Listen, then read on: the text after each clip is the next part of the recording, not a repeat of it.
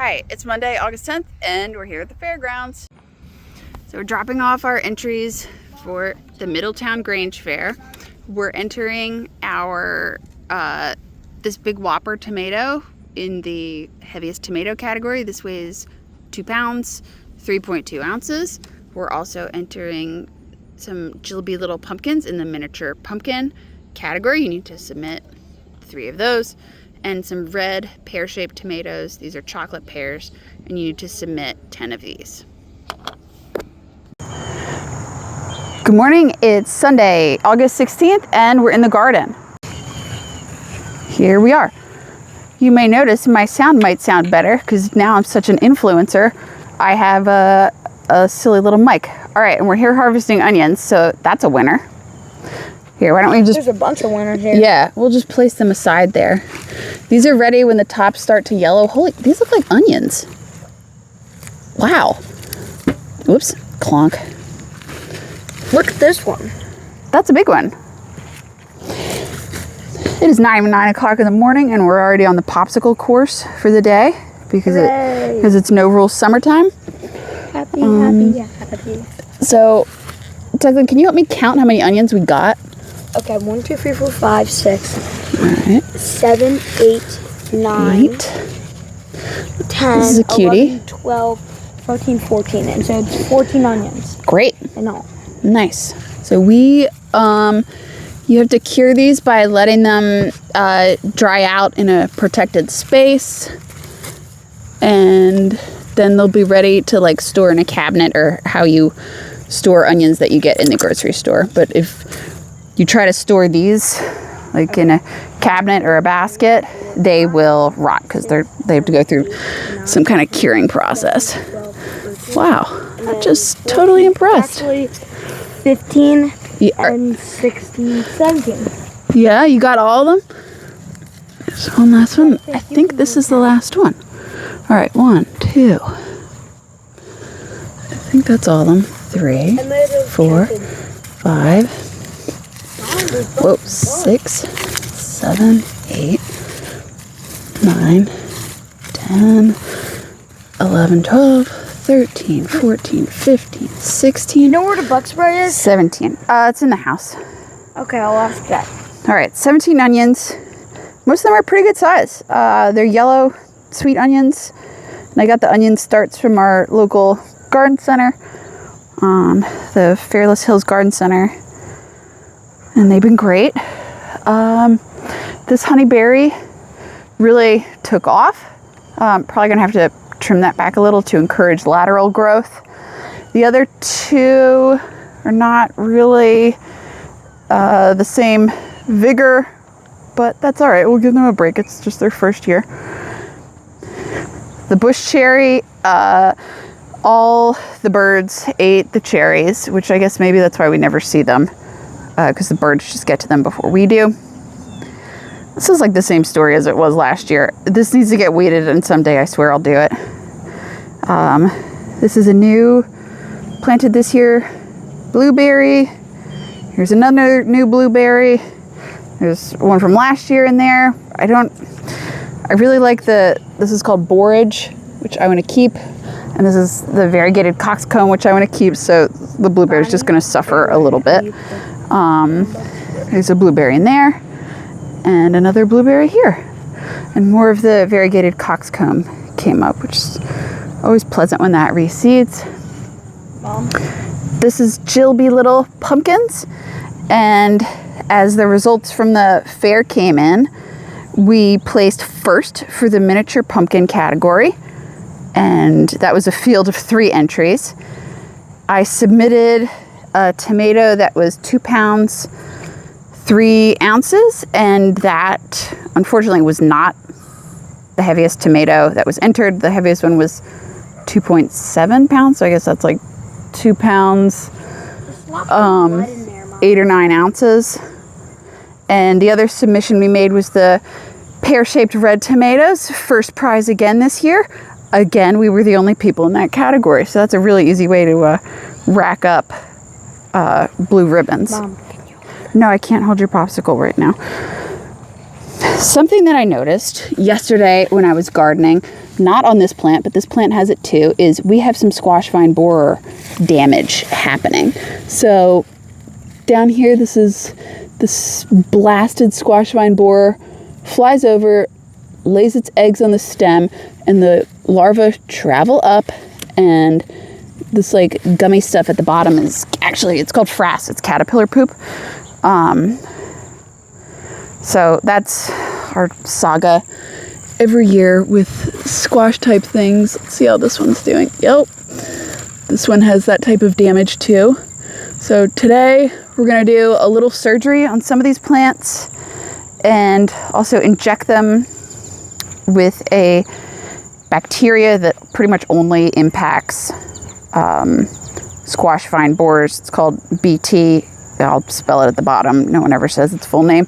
And that I'll actually be injecting that inside the stem to be a really targeted application. This is watermelon. Trying to find the stem. Oh, this one actually, this looks okay. All right, great. That's nice. We harvested some of the bonus potatoes from here over. I'll show you those. I think they're the pinto potatoes from last year.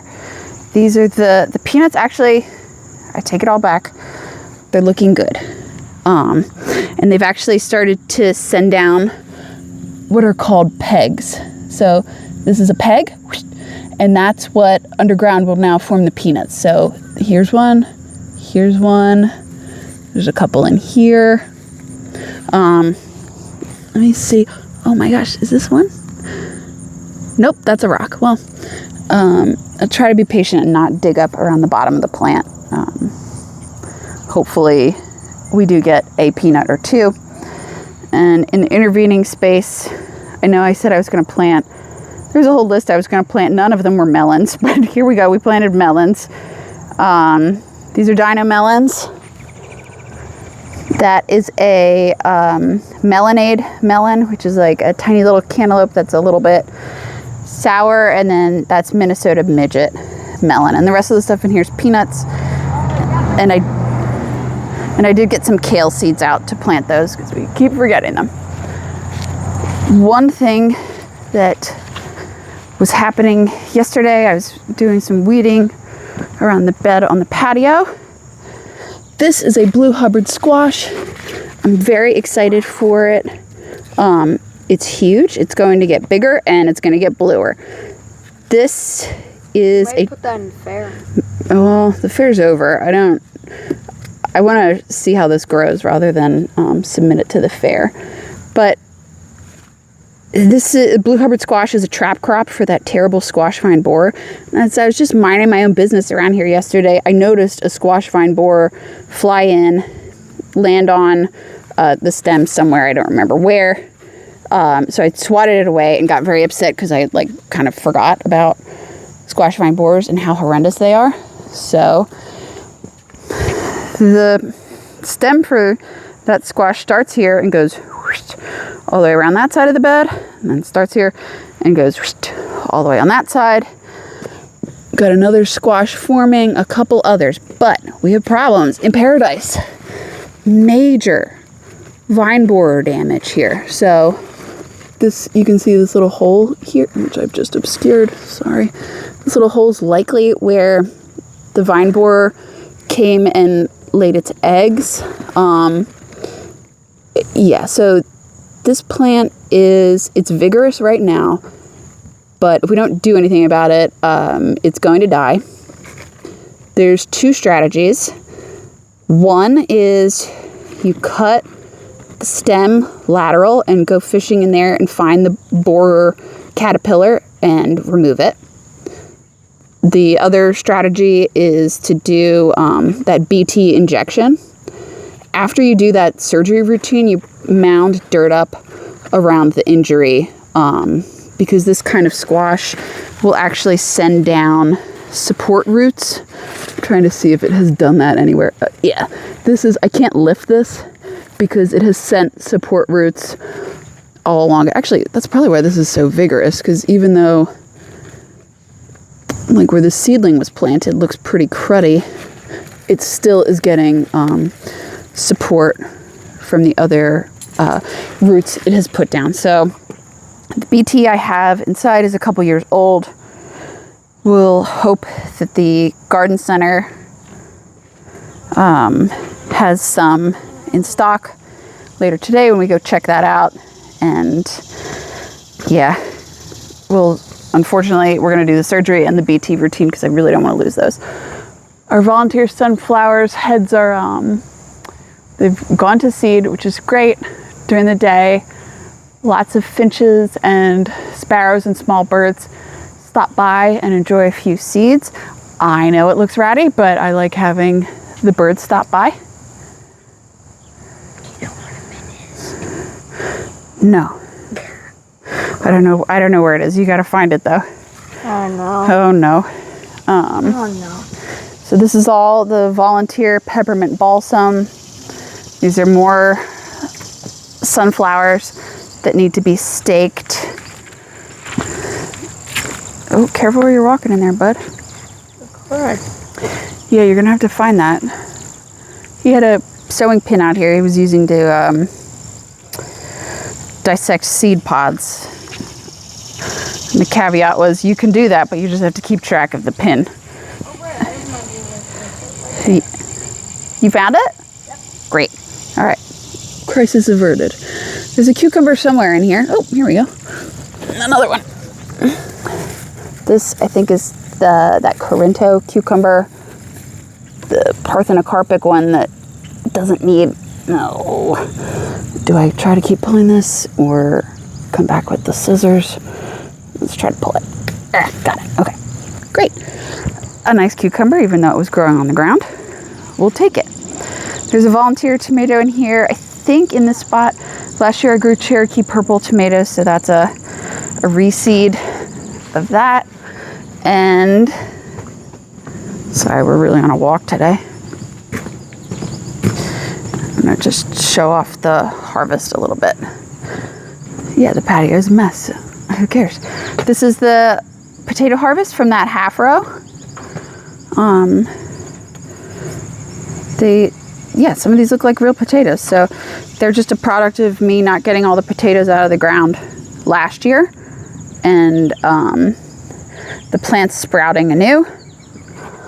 Here's our crop from this morning that Declan helped me harvest. In addition to all the onions, we have cukes. These are called candy cane striped bell peppers. A little hard to see with the glare, but there is some nice variegation. That doesn't quite look like the packet, but that's all right. Some peppers in here, shishitos. I didn't sit there and pull them all off, but yeah, got a nice crop today. All right, I think that's it. Bye.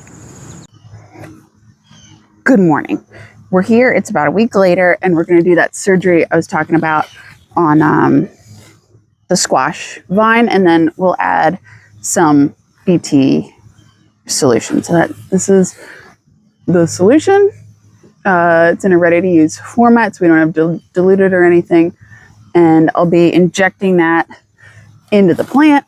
A 10 mil syringe attached to a 21 gauge needle.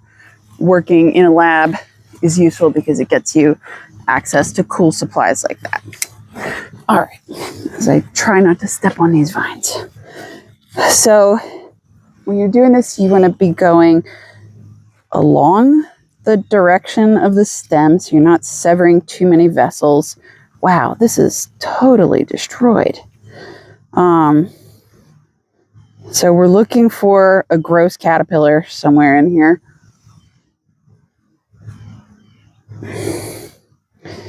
I don't know if this is going to work at all. It's very woody.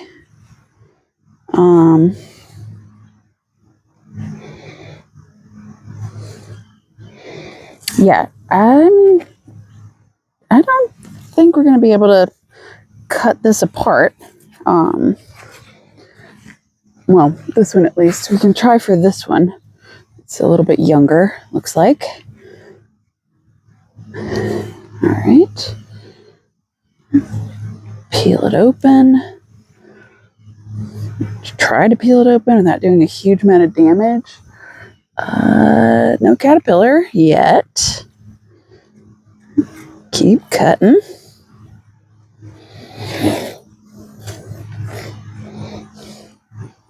Still no caterpillar. At this point, I'm pretty sure I'm doing more harm than good on this section. There, yeah, so let's see if we can find another area where a squash vine borer has, looks likely to have been involved. So I'm going to try to inject this into the core of the stem here. I immediately clogged this with, there we go, with a piece of the stem. So, dang it, still clogged it.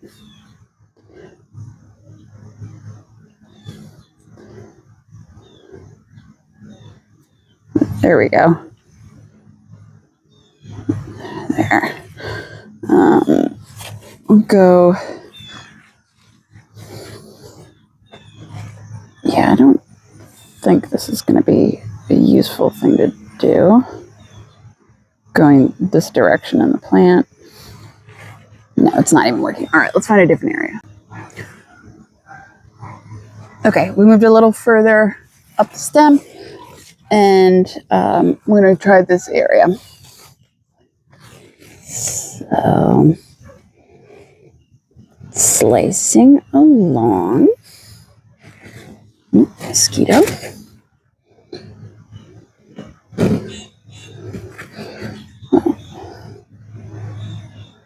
Alright, that looks pretty healthy, but for giggles, let's inject some BT.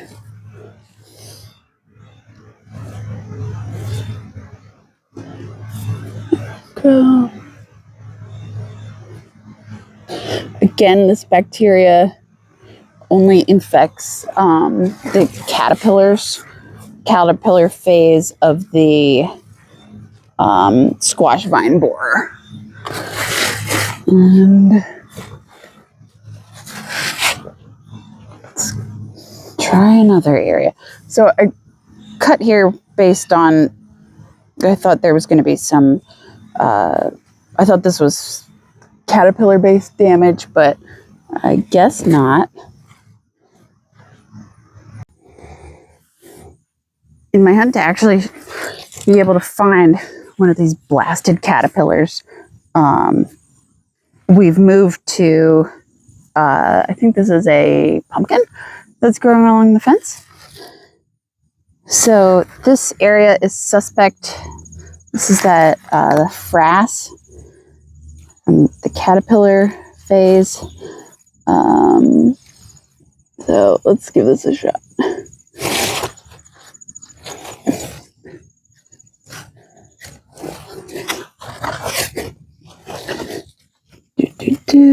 Cut about halfway through, prying it open.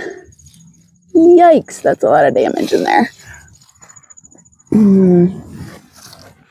Is that visible?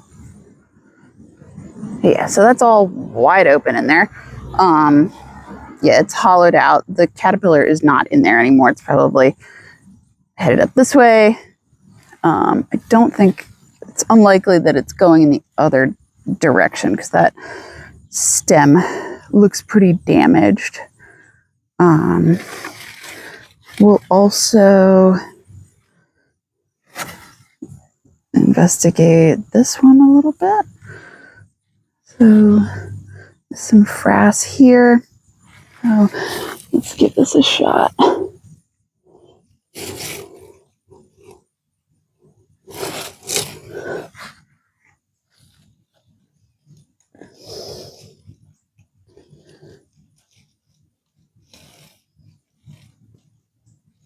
I can see the lumen in there.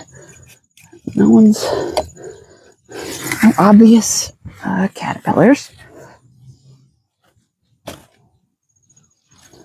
swear they're in there because someone made the big pile of poop on the outside.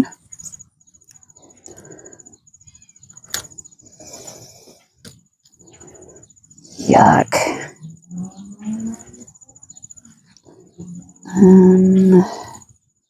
All right. They're not headed that way. They're headed this way. Aha. See this little area? That is a hole where they were, it was laid. Oh my gosh, this is all so damaged down on this end. Sorry, again, the camera work. I thought having a tripod would make this better. Not so. All right, so from the hole, let's see what we can find.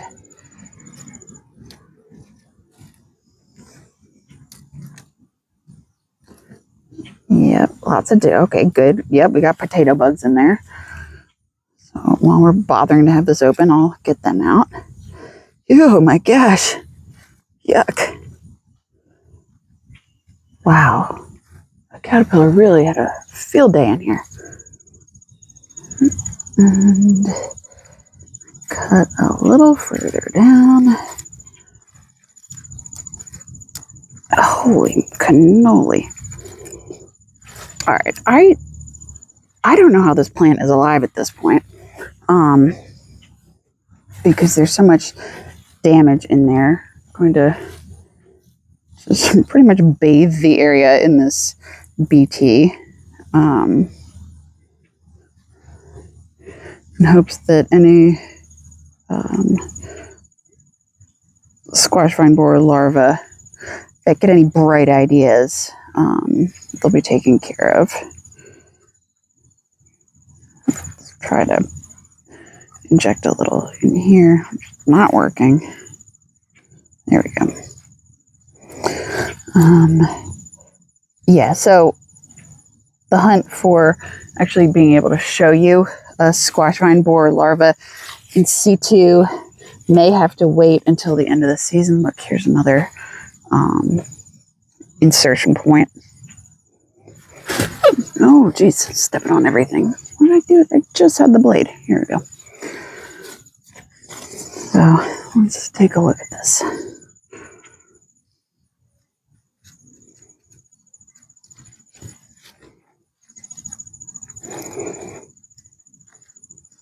Yeah, more frass.